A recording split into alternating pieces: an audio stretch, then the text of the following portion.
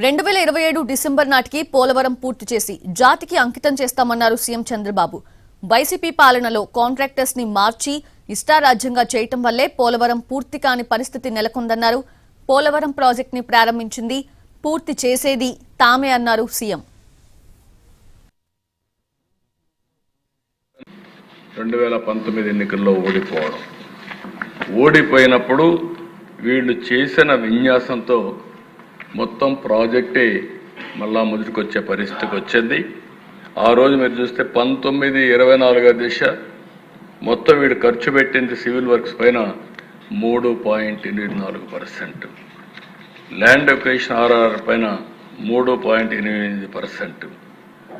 ఈరోజు మళ్ళీ మనం వచ్చిన తర్వాత దీన్ని లైన్లో పెట్టాం.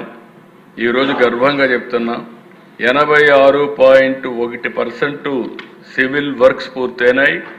R&R కూడా పూర్తి చేస్తున్నాం. 2027 డిసెంబర్ నాటికి పూర్తి చేసి